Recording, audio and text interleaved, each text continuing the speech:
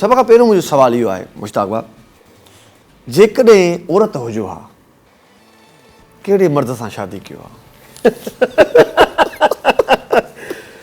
औरत हुजां बि तमामु घणी तकरारी हुजां। तकरारी हुजे हिकु त घणा अफेयर हुजनि जी हाणे मर्द जी ॿियो तलाकू करायो त न तलाक न शायदि मां ठुल या जेका में कारी थी मारी वञा मिस कॉल ते।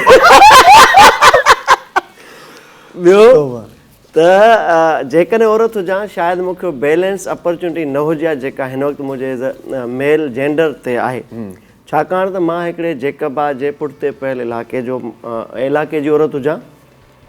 ॿियो उन वालिद जी धीउ हुजां जेको एक्साइज जो रिटायर्ड सिपाही हुयो।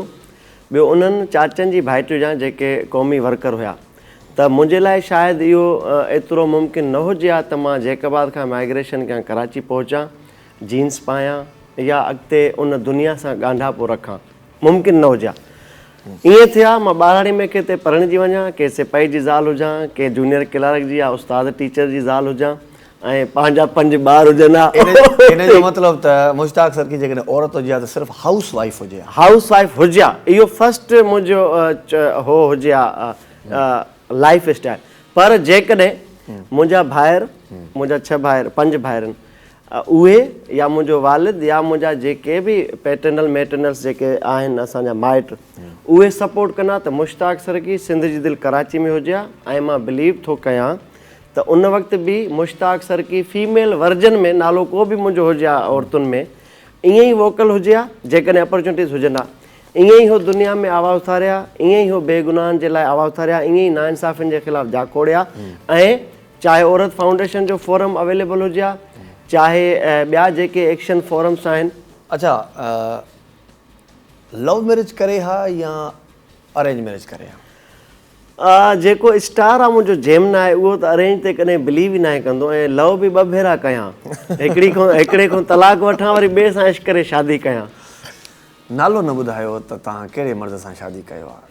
नालो हिन वक़्तु कहिड़ी सेलिब्रिटी आहे, कहिड़ो माण्हू आहे, पोइ चाहे उहो मीडिया में हुजे, चाहे सहाफ़ी हुजे, चाहे सियासतदान हुजे, पर तव्हां उहो सम्झो था त माना हीउ मर्द मां औरत हुजां त पोइ हिन सां शादी कयां, उहो नालो ॿुधायो। मां नालो ॿुधायो। मूंखे त कुर्सी ते वेठे फीलिंग अजीब थी अचे औरतुनि वारी। तव्हां एॾो माहौल था ठाहियो इधर जो थोरी देरि जे लाइ मां वाक़ई औरत थो महसूसु कयां। त जेकॾहिं मां को अफेयर हलायां त शैला गुल जे मुड़ुस सां हलायां, तमामु हैंडसम आहे, सुहिणो आहे, मूंखे मर्द बि ॾाढो वणंदो आहे। बाबा वॾो ख़्यालु, वॾो धक करे वई आहे, पंहिंजे मुड़ुस जो वॾो ख़्यालु रखो। हे नालो खणी करे ईअं सम्झो काफ़ी आइडिया अलाए केसिताईं पहुचाए छॾ। हाणे जेकॾहिं अलाह ख़ैर करे कुझु थियो तव्हां न सम्झंदा। शैला गुल जे मुड़ुस सां तव्हां शादी कयो आहे? शैला न हुजे हा।